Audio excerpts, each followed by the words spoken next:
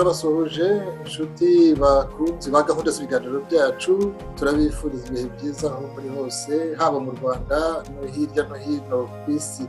Tubahaye ikaze mu kiganiro cy'uyu munsi, tubabwire ko hashize ukwezi ishyirahamwe urugaga nyamamazamahoro muri Afurika, Pax Africa Network mu magambo y'innye PAN, rivutse.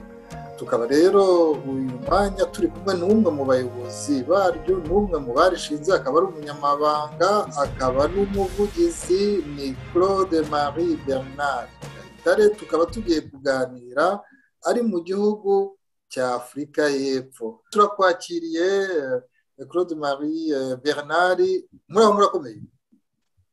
Muraho neza Jean Claude, murakoze kandi kunyakira kuri radiyo zanyu.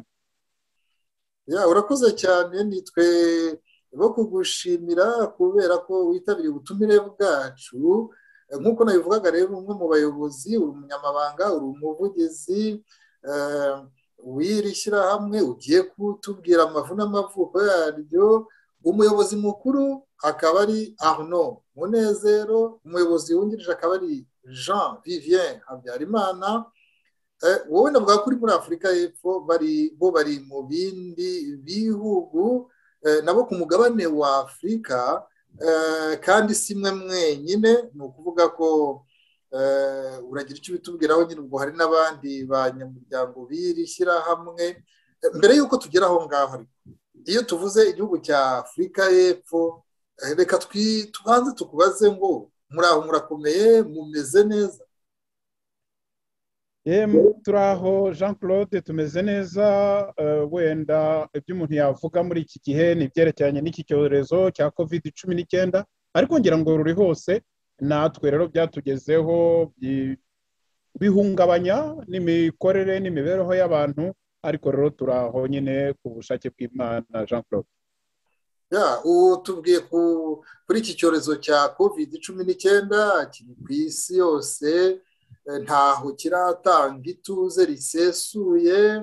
Abantu ni ugukomeza nyine tukubahiriza inama z'abaganga n'impuguke, ariko uretse iby'ubuzima bushingiye kuri icyo cyorezo, umutekano aho muri Afurika y'Epfo ku banyarwanda by'umwihariko wifashe ute? Ndabivuga kuko ntawe utazi mu bakurikira, ntawe utazi ko wagiye uhungabanywa hato na hato. Hari abahatakarije ubuzima barenze umwe, barenze babiri aho muri Afurika y'Epfo. Bivuze ko ntabwo umuntu yahita aganira nawe ku bindi atabanje kugira icyo abibazaho. Claude Marie Bernard. murakoze cyane Jean Claude kuri icyo kibazo. Icyo kibazo ni ikibazo gikomeye, kandi umunyarwanda wagitambuka wenda atakivuzeho ku byerekeranye n'umutekano, haba habayemo wenda gucikwa cyangwa se kwirengagiza. Nibyo koko, ubuzima bw'abanyarwanda b'impunzi hano mu gihugu cya Afurika y'Epfo ntabwo twavuga ko bufite umutekano 100%. Byabaye inshuro nyinshi cyane, abantu baratewe, abandi barumvirizwa. Mwarabyumvise bya agakoko, niba ari agakoko, niba ari iki, ibyo bashyira muri za mudasobwa z'abantu cyangwa se mu matelefone yabo, byatugezeho. Ndetse ngira ngo umubare w'abantu benshi bavuzwe, ndavuga mu banyarwanda, ushobora kuba uherereye ahangaha. Ibyo byose nigeze kumva abagiye baraswa, barusimbutse, n'abitabye Imana, byarabaye. Ibyo ngibyo biracyaba, turabimenyereye. Uretse ko nawe umenyera ikibi, tubaho mu buryo bwo kwirinda, mu buryo bwo kureba hirya no hino. Nibyo koko icyo kibazo kirahari, ariko rero muri iki gihe icyo twakora ni ukwirinda nyine, nta kindi. Turabizi ko bihari, kandi guhangana nabyo ni birenze imbaraga dufite twebwe nk'impunzi ziri ahangaha. Ariko nanone ntawabura gushimira ko igihugu turimo nacyo cyita, mu by'ukuri cyita ku bintu by'umutekano w'abantu n'ibintu bari mu gihugu, naho natwe ubwacu tuba twirebera. Ariko hagati aho ngaho hari inzego ziba zarashyizweho kugira ngo ugize ikimukanga cyangwa se ugize icyo akeka abimenyeshe byihutirwa izo nzego. Jean Claude, urakoze cyane mwatubwira muri rusange uko muhagaze, uko mwifashe aho muri Afurika y'Epfo, abanyarwanda muhari cyane cyane abahahungiye. None rero twagutumiye tugira ngo tukubaze kuri iri shyirahamwe mwashinze, rimaze ukwezi kuko ryashinzwe ku itariki 3 Nyakanga uyu mwaka w'2021. Pax Africa Network ni urugaga nyamamazamahoro muri Afurika, PAN mu magambo ahinnye y'icyongereza nyine.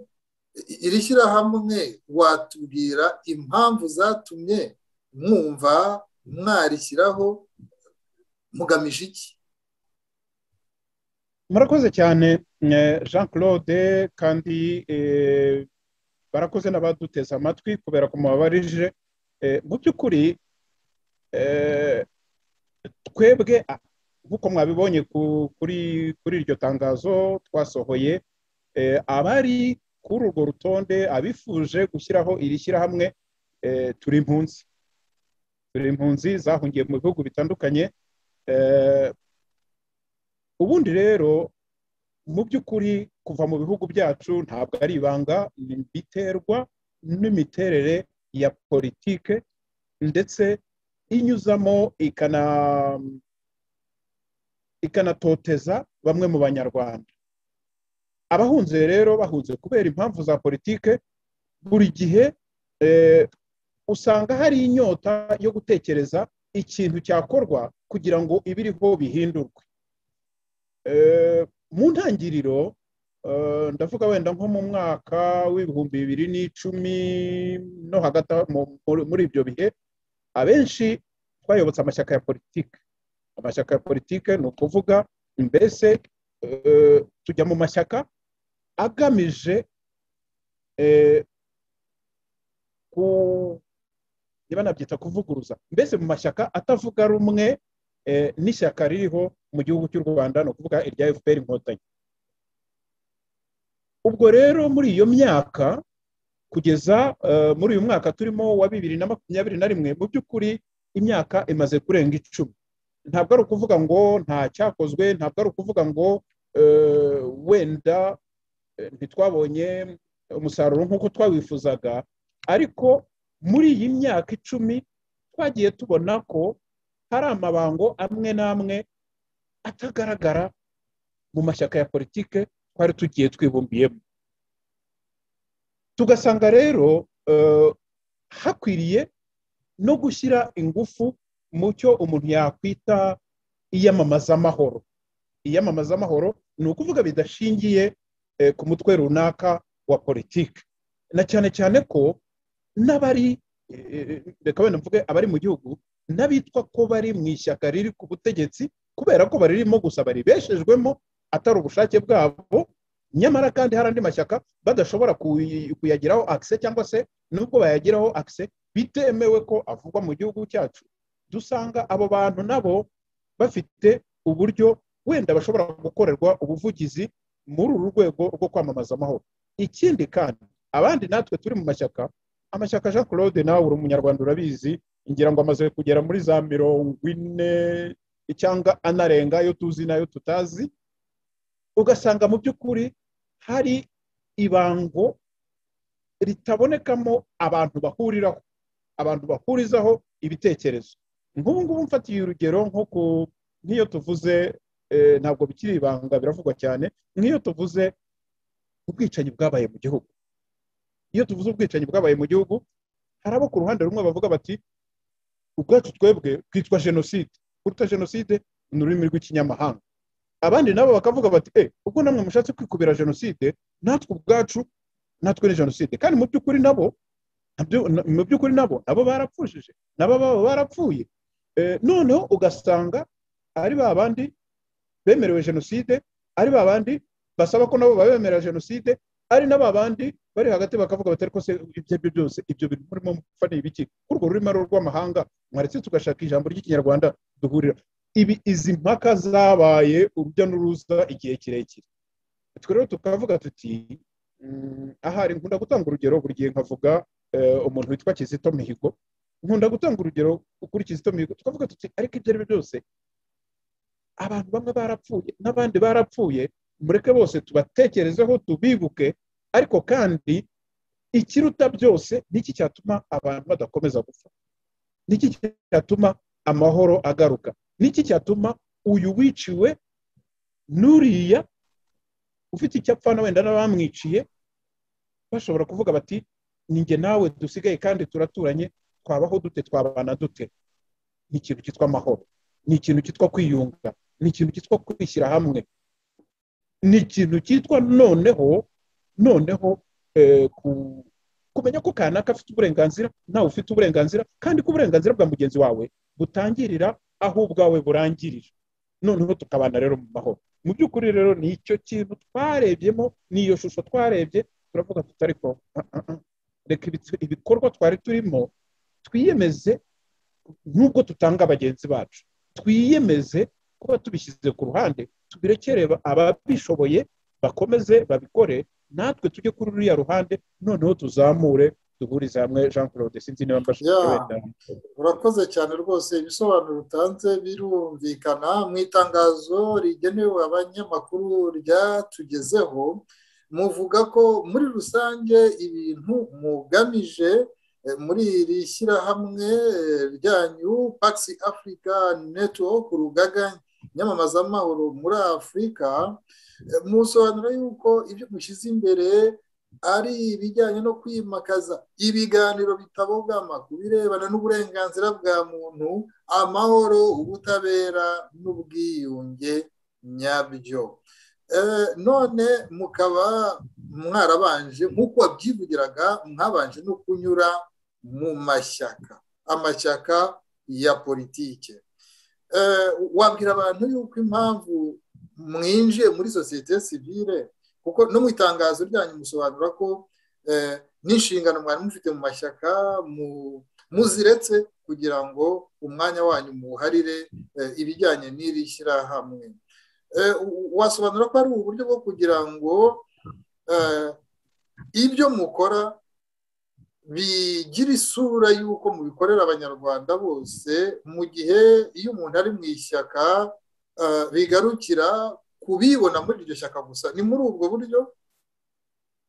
Murakoze cyane Jean Claude, exactement ni muri ubwo buryo, na cyane cyane ko amashyaka menshi muri opposition, amashyaka menshi atemera, atavuga rumwe n'ishyaka riri ku butegetsi, amenshi abarizwa hanze y'igihugu, n'ari mu gihugu ntabwo yemerewe gukora, ntabwo yemerewe kuvuga. Noneho rero hakaba hari n'abandi bantu, nigeze gusa naho mbivugaho, hakaba hari n'abandi bantu bari mu gihugu mu by'ukuri, bari mu ishyaka bategetswe cyangwa se ku ngufu byanze bikunze bagomba kuba mu ishyaka riri ku butegetsi, kandi bitavuze ko bari kumwe.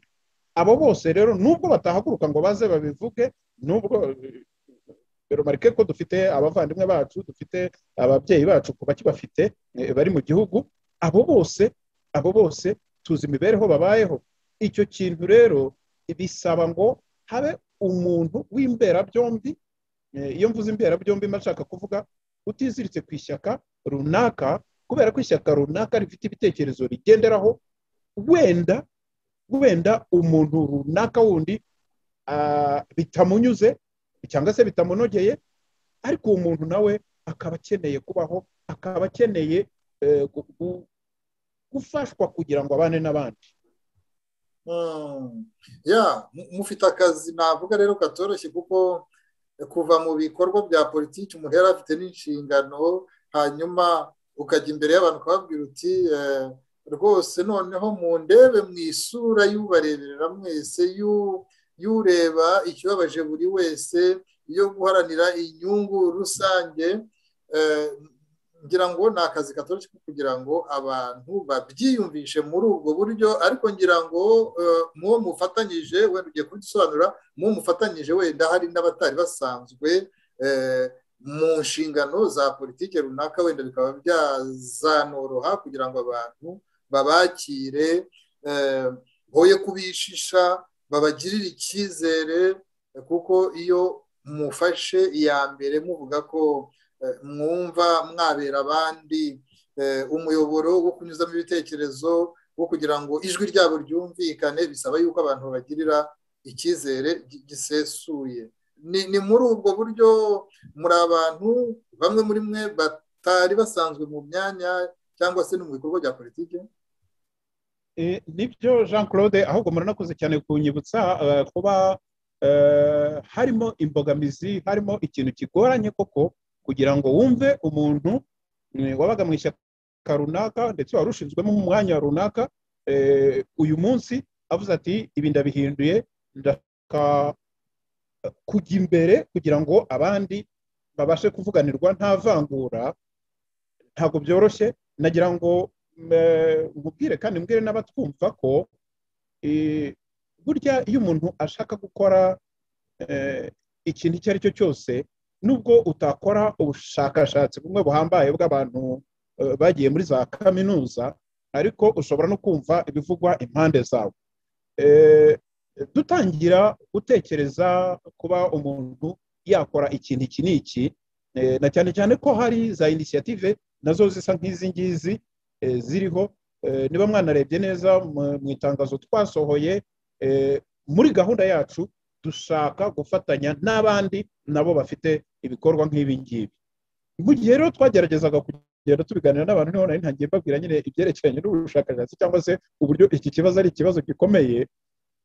Hari abantu twagiye tuganira, ngira ngo mbonereho n'aka kanya niba wenda mufite umwanya uhagije, abo bantu tubasabe gusubiza umutima mu nda, tubasabe gusubiza umutima mu nda. Hari abantu, reka mfatire ku ishyaka rya Rwanda National Congress, iryo ngewe mbarizwamo, iryo nabarizwagamo, ntabwo ari ibanga kuko amazina barageze hanze aho abantu bose babibona. Nari umukangurambaga, nari nshinzwe ibyo kwamamaza ibikorwa by'iri shyaka kugira ngo abantu bariyoboke. Hari abantu benshi twagiye tuganira, baba iyo ngiyo ku mugabane w'Uburayi, abandi baba ku yindi migabane cyangwa se mu bindi bihugu, tukaganira. Umuntu w'umunyarwanda agatinyuka akabumbura umunwa akavuga ati wowe, ubwo ni njyewe ndimo kwivuga, wowe turakuzi uri umuhungu wa kanaka. S'il vous plaît, nagira ngo mbwira abantu ko iyo tugize dutya tugahurira mu muryango runaka cyangwa mu ishyaka runaka, ntabwo tuba tugiye kubyarwa na kanaka ngo kubera ko yarishinze cyangwa se kubera ko aribereye umuyobozi. Dufite ababyeyi bacu, dufite ahantu tuvuka, muzabaririze neza, dufite abaturanyi. Ntabwo rero kuvuga ngo Kayitare ni umuhungu wa kanaka birasebye.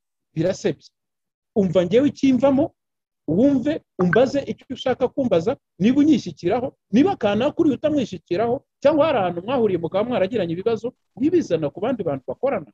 Icyo ushaka kuvuga cyane cyane ni uko naho cyaba atari igisebo, ariko icyo ushaka kuvuga ni uko bifite icyo bihindura, cyane cyane ko wowe ni wowe, uri umuntu w'umugabo.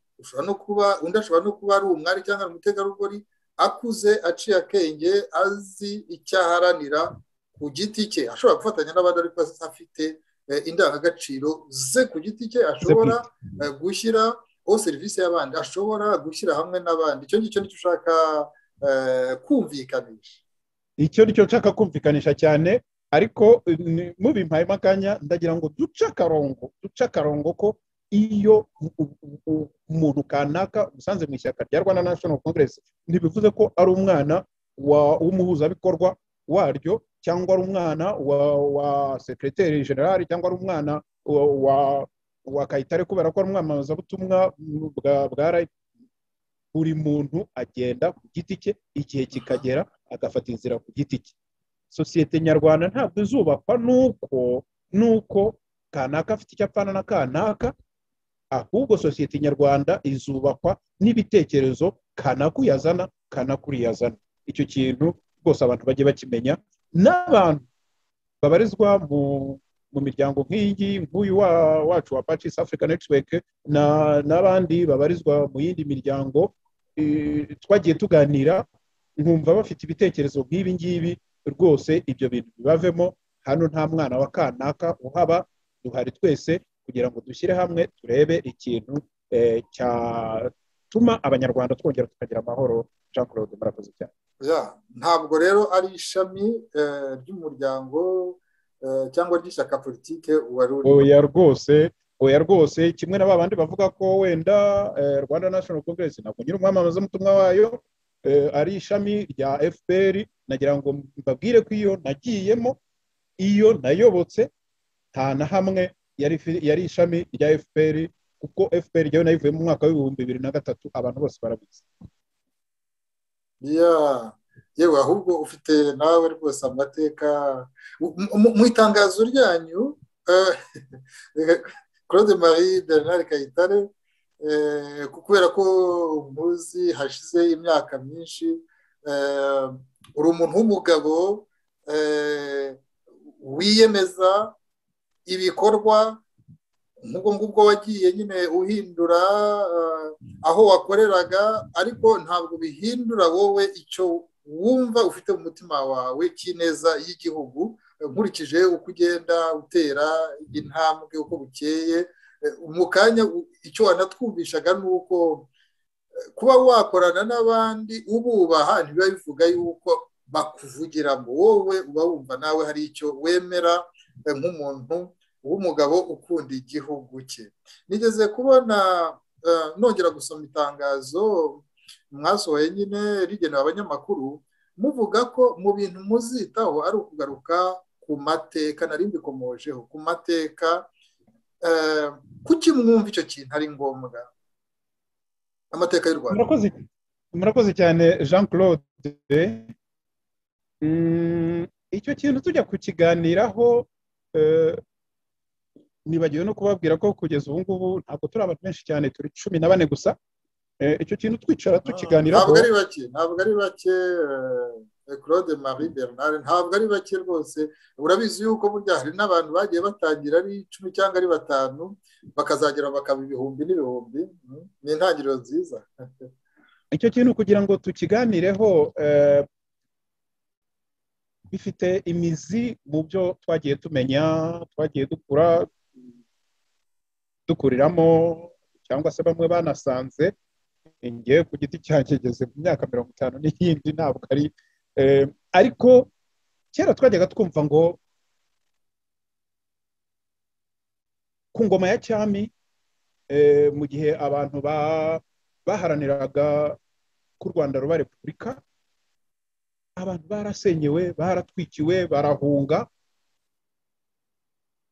Abo bantu bagiye hanze bagira akababaro nk'ako dufite uyu munsi, bigera n'igihe begerana baravuga bati reka dushakishe ukuntu twaza. Byabaye igihe kirekire, sinzi niba mwebwe mwarigeze mubimenya, mu Bweye no mu Butama, mu Bugarama, mu Birunga na hehe, abantu bagenda twumva ngo bateye, bashubijwe inyuma, twumva ngo udutsiko, twumva ngo ibiki n'ibiki. Hari igihe njya nyuzamo nkanabiganiriza abantu. Muri 73 jewe nasaga naho nari mukuru igihe, ntabwo nari mukuru ariko nararebaga. Wari ufite imyaka ingahe icyo gihe? Muri 70 Marie Bernard byari bicitse. Nakubazaga nti ubwo muri 73 uravuga nyine kiriya gihe repubulika ya mbere isezererwa hakajyaho iya kabiri. Nakubazaga nti kubera ko wari ukomojeho uvuga yuko wari uciye akenge, wari ufite nk'imyaka ingahe? Nari mfite imyaka 5 niko nari mvuze. Ntabwo si ukuvuga ngo nari guze, ariko narebaga. Icyo nashakaga kuvuga, navugaga ko icyo gihe sinzi niba abasirikare bari banyanyagiye ahantu koko bari bahari, kubera abantu bo muri repubulika ya mbere bashatse kuhirika u Rwanda mu Rwabayanga, nuko abandi bantu bakabihagarika.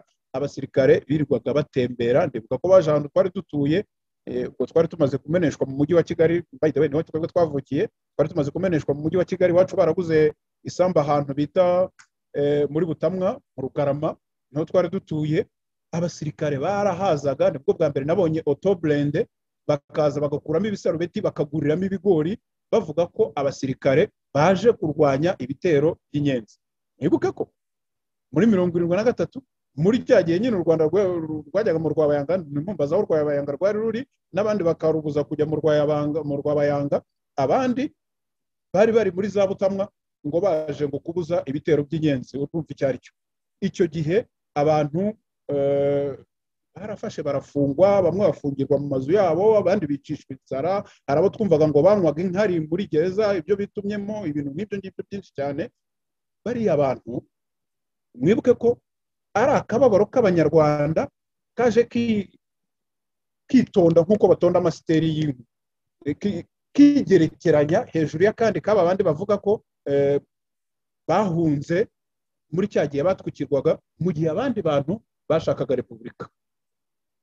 Ubwo tugeze ku cyiciro cya kabiri. Ubwo abantu rero bakuye u Rwanda mu Rwabayanga, aho abandi bantu bari bagiye kuruta, bafasha abantu imiryango igera kuri 60. Abantu babo barabafata barabica, baburirwa irengero, babanje kujya basurwa. Ayo ni amateka tuzi. Hanyuma biza kugera igihe imiryango bayibwira ko abantu babo batagihari. Iyo miryango iyo turimo kuvuga ubu ngubu ntituyivuga. Kamu muri 90, tugeze muri 90. Muri 90 kuva ku nkiko, kuva ku mipaka za Byumba, abantu barashushubikanyijwe, abantu barishwe, abantu bavuye mu byabo. Njyewe ndi umuforomo, njyewe ubwanjye nakoze muri Médecins Sans Frontières kuva muri 91, nkora ikinihira, nkora ahantu mu nkambi z'abantu bavanywe mu byabo n'intambara. Duhungana nabo tugerana Mugambazi ndahava ngira Rusine nsubira Ibyumba ahantu bitaga Imuhondo. Ibyo byose ayo makuru yose narayabonaga. Nyuma yaho nagiye gukora muri Croix de Belgique mu bitaro by'Ingarama, mu gihe hari habayeho ibyo bitaga za zone demilitarisée, zone tampon. Aho ibyo byose ayo makuru yose twarayabonaga. Abo bantu barishwe. Biraza noneho muri 94 noneho ubwicanyi bw'urugo ku rugo. Iyo urebye rero abo bantu muri ibyo byiciro byose mvuze, bagiye basigaza utwacitse ku icumu. Abantu bakeya babo bagiye basigara. Uwo muri 59 na za 60 afite uko abyumva, afite uko abizi. Uwo muri 73 sinjya numva abana bavuga cyo kora. Mwebwe kuri radio yanyu nigeze kumva mugira ikiganiro nk'icyo ngicyo gishamikiye hari ku cyari cyarakuye kuri BBC na n'umuntu ngira ngo n'umushoferi hari witwa Victor cyangwa ntabwo nibuka neza, ariko nigeze kukibona. Hari abahanga, hari abashakashatsi mu by'amateka benshi mu Banyarwanda batangiye no kujya batanga ibiganiro. Wakomeza mukanya ndakubaza ikibazo kijyanye n'uko muzabigenza. Noneho rero abo bantu baraho baracecetse, ntibagira ikintu. Kuki abo bantu bo niba turimo tuvuga ngo nanjye wanjye mwishe nawe mwamwishe muri jenoside, nanjye wanjye mwishe nawe mwamwishe muri jenoside, kugeza ubu ngubu turavuga uko bashyingurwa n'ukuntu abandi bajya muri za ndangamurage kugira ngo berekwe amahanga. Ibyo byose ni ibintu uravuga mu nzibutso. Ibyo byose ni ibintu bibyimbisha intimba y'umunyarwanda.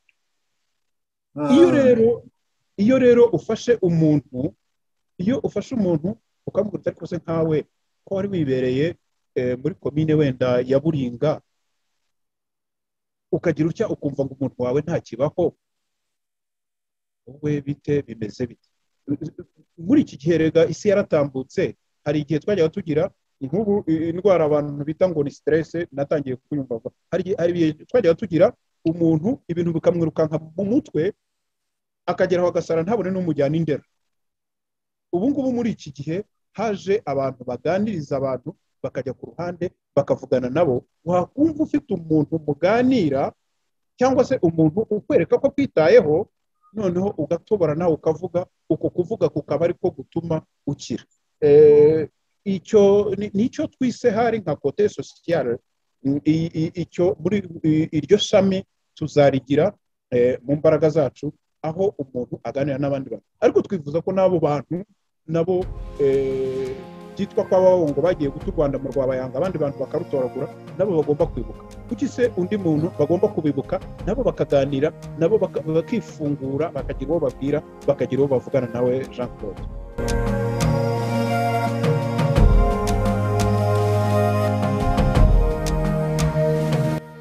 urakoze cyane rwose Claude Marie Bernard Kayitare. Ntekereza ko ari ingero uduhaye kuko wagiye ukomoza kuri za 59 ukomoza kuri 73 ukomoza kuri 94 ariko amateka y'u Rwanda aragenda akagera no mu myaka ya kure ibisekuruza byinshi.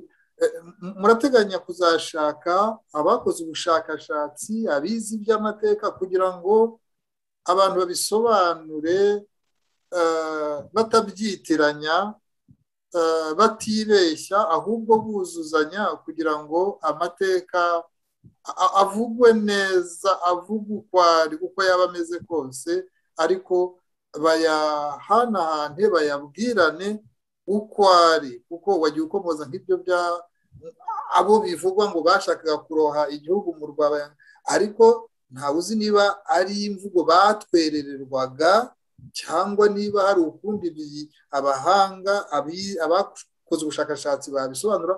Ibyo byose ni ibintu byo kwitonda. Wagiye ukomoza ku bwicanyi, biragaragara yuko hari icyo nawe ubwawe wagibashije kubona kuko wagiye ujya iyo yose za Byumba mu myaka itandukanye inakomeye hagati ya 19 na 94.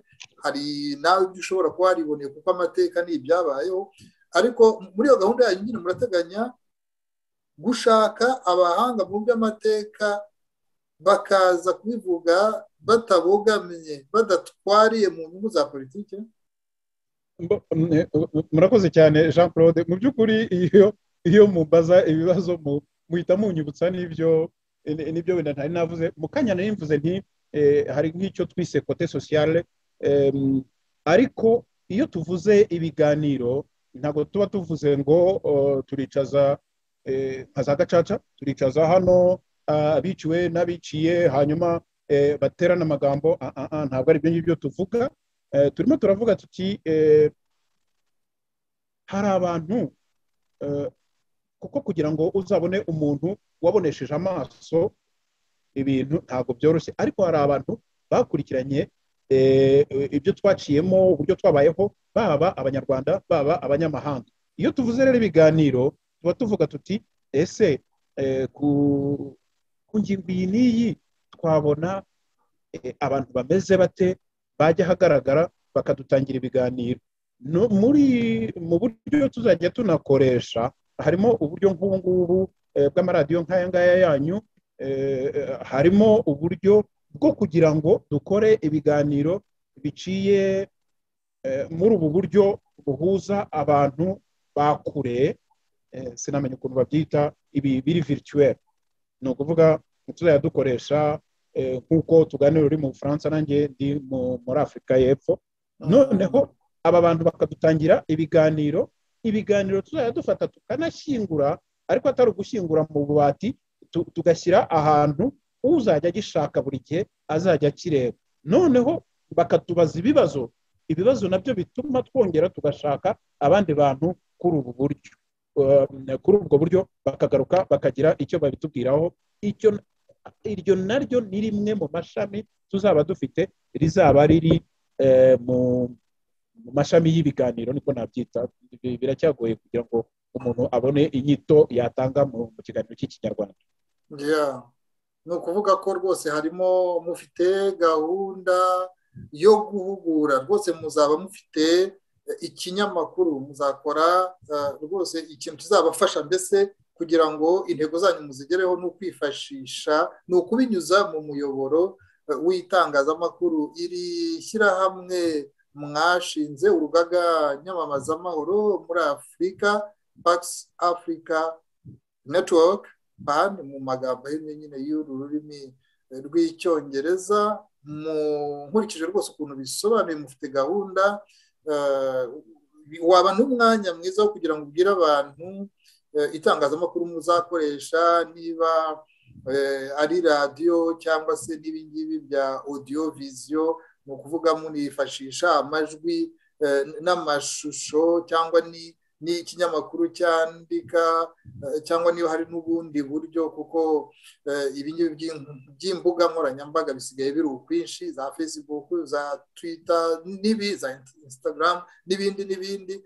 Uburyo muzakoresha mubaye mwararangije no kubushyira mu buryo wagira icyo ubibwiraho abantu kugira ngo banamenye uko bazabakurikira? murakoze cyane Jean Claude.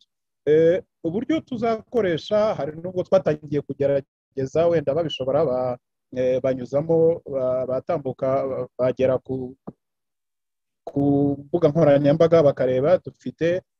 Dufite umuyoboro witwa Tuganire Rwanda.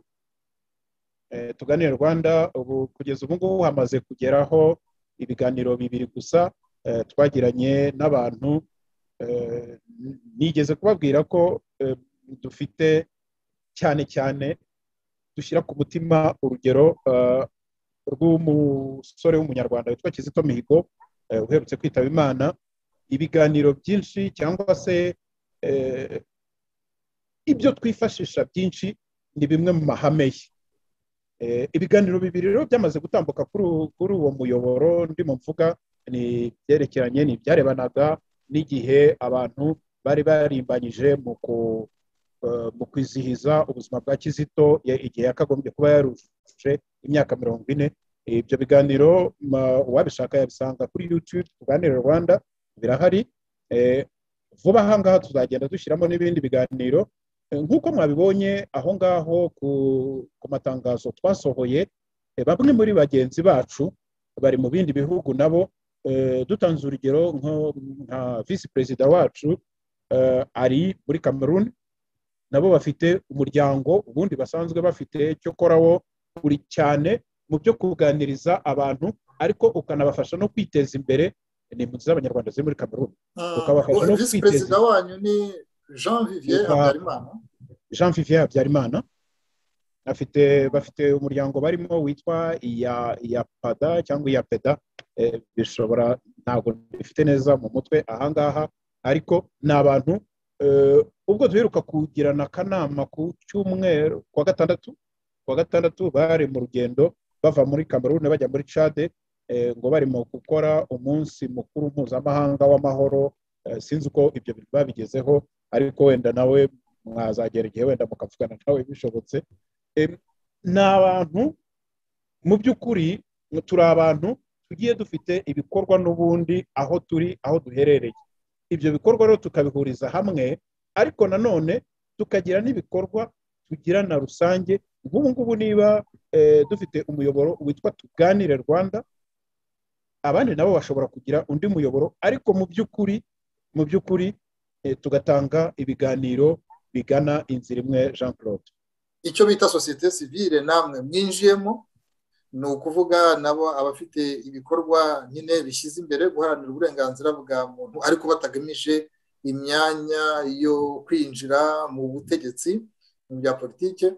Mugasanga aho Abanyarwanda bari uyu munsi, ibibazo barimo, ibihe barimo, societe civile ifite cyangwa yagira umwanya w'ibanze mu guhindura sosiyete, umuryango nyarwanda uko wifashe n'uko ubayeho mu bibazo, yewe kurenza n'uko abanyapolitiki nabo bafite uruhare rwabo. ariko uruhare rwabo, iyo bavuze uruhare rero rushobora kuba uruhare rwiza cyangwa rubi, ariko murabona sosiyete civile ariyo ikwiye gufata iya mbere mu gufasha Abanyarwanda mu gusohoka mu bibazo no kubona ibisubizo birambye. murakoze cyane Jean Claude kuri icyo kibazo. Igisubizo ni yego, ariko kandi sosiyete civile nayo ntabwo yabaho ngo yifashe, ahubwo wenda yatanga, reka mvuge ngo twatanga, kubera ko natwe nibyo tugamije, twatanga umusanzu twerekana aho ibintu biri, cyangwa se uko dutekereza byagenda. Noneho babandi bafashe umurongo wa politike bakareba niba nta kintu batoraguramo cyabafasha kubaka. Bitabaye ibyo, turamutse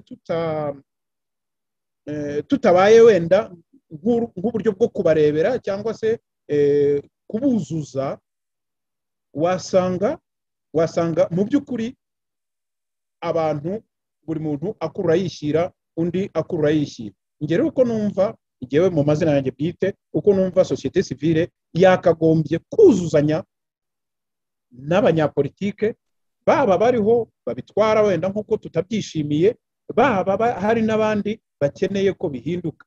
Noneho iyo mihindukire ahubwo tukajya tuyidomaho urutoki, umugani w'abarundi, tukajya tuyibatungiraho agatoki, bakavuga bati reka turebe na kiriya niba cyashoboka. Nk'uko mwabyumvishe Jean Claude n'abandi bateze amatwi iki kiganiro, twabanjije mu miryango ya politiki, bamwe muri twe tuyivamo gusa duhitamo gufata iyi nzira kuko twabonaga ariho ingufu nkeya zikiri, ariko mu by'ukuri ingufu nyinshi zagombye kuva muri sosiyete sivile. Kuya sosiyete sivile rero yo turimo kuyivuga, hari igihe abantu batekereza ko wenda ari umuntu uzaturuka aha ngaha akavuga ngo nshyizeho umuryango wa Caritas, nshyizeho umuryango witwa gutya, nshyizeho umuryango witwa gutya. Burya namwe abanyamakuru muba muri muri sosiyete sivile, namwe muradufasha natwe tukagira aho duhera.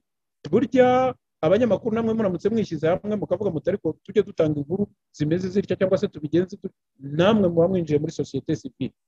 Sosiyete sivile rero ibereyeho kuzuza kandi no kuyobora abanyapolitike abahisemo gufata inzira ya politike, nubwo gusa aho twatandukanira ari uko twebwe tutaba dufite inyungu mu byerekeranye no gufata imyanya y'ubuyobozi cyangwa se ngo abari twe tugenda tujye kubihindura. Ni nk'uko bo baba ari abashyira mu bikorwa, twebwe tugatanga ibitekerezo.